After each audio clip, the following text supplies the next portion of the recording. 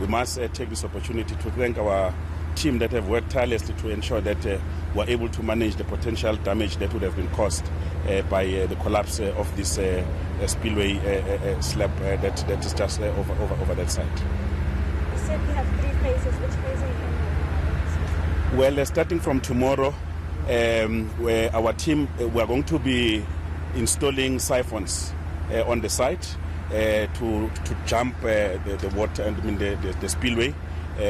Basically, the siphons will do the same work that is being done by our big pump that you see there, so that we're able to open the roads.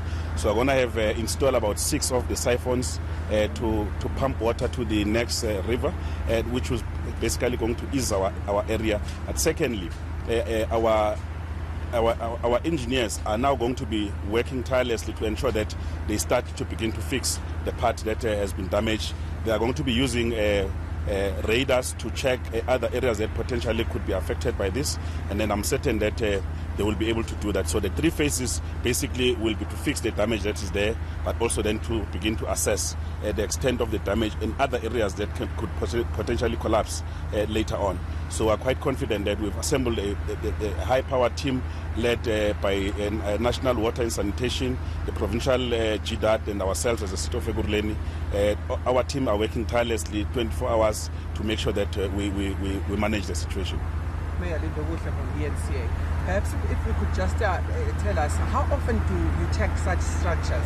Is there like checking of such structures? Because at the end of the day, you averted a danger here. You've managed to contain the situation, as you say, but potentially it could have been something different. But how often do we check such structures around Ekurhuleni to ensure that nothing like this happens? Well, each and every dam has got its management plan that must be executed. But I must say that there are limitations because there is quite a number of complex environmental things that must be considered.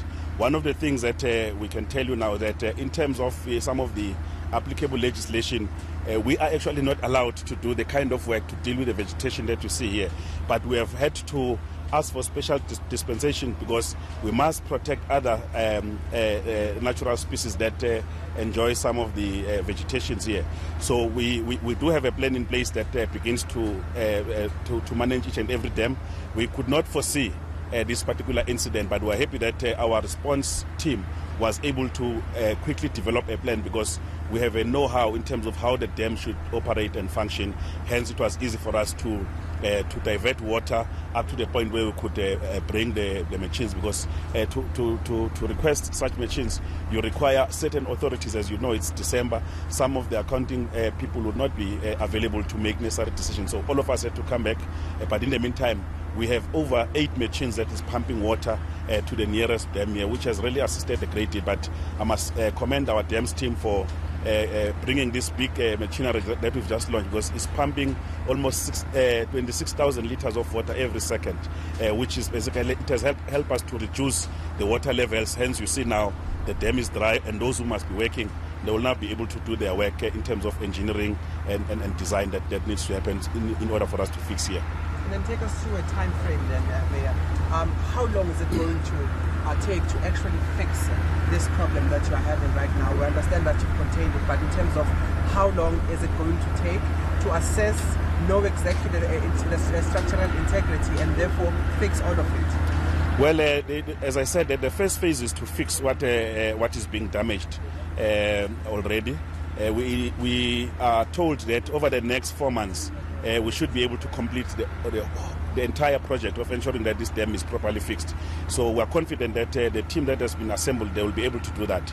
They will be giving us weekly reports to make sure that as the city we are able to apply ourselves, but also to make sure that necessary procurement issues are taken place or are taken care of. And are you perhaps able to tell us the financial implications of actually trying to contain this, as you have successfully so far, but the financial implications of actually putting these contingency plans to ensure that it doesn't spread and that you deal with it as soon as possible? Well, this is quite an expensive exercise, but it has to be done because there are a lot of human lives that could potentially be lost here if we don't do the work that we've done so far.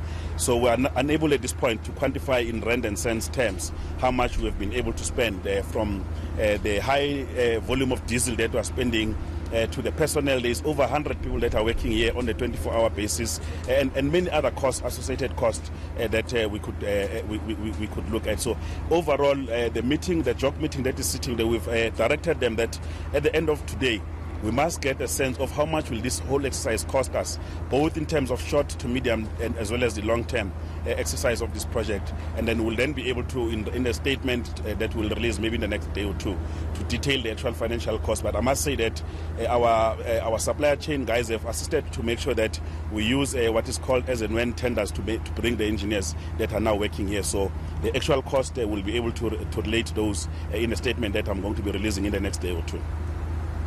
I think if any of my colleagues do not have any other questions, I'd like to push further and talk about one other matter that's been topical over the days, the closing down of local community pools. Perhaps if you may just take us through the decision or just why was that decision taken, and then we'll take it from there. Well, the decision was taken in 2006 through council because of a number of other considerations of safety, of people that must be looking after the children and so on and so on. We have since taken a decision that we have to review that decision, because we all know that during festive season, children would want to go to the swimming pools and enjoy themselves. So we're looking at the alternative strategy so that we can ensure that there's sufficient manpower to ensure safety of our children during that particular period. And we must apologize to the citizens of Ekurhuleni, because unfortunately, once there's a council decision, you have to go back and rescind that particular council decision.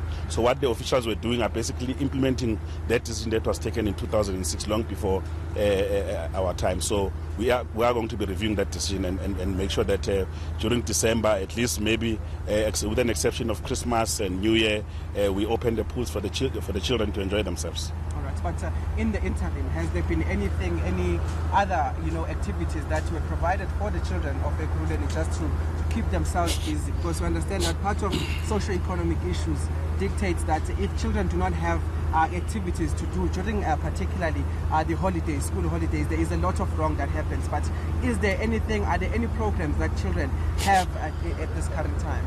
Well, we've got quite a number of programs. We've been increasing a number of our community parks in different communities. The sporting season, as you know, there are a lot of local soccer games that are taking place, and we've got quite a number of other activities that are planned for the children.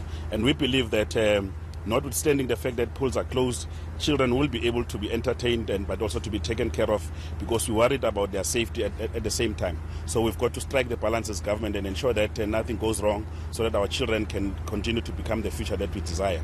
But just as a confirmation, you will be working towards keeping the pools open during this time? Yes, in the next December holiday, we should be able to do that. But for now, we need to go and change the council decision, which basically will give effect to rescind the old decision and make sure that there is better provisions for our children to go and enjoy themselves in the swimming pools. Thank you. Thank you so much. Thank you. All right, Ekurhuleni Mayor Mzwadile Masina just updating us all around the issues that partial dam wall collapse there in Benoni.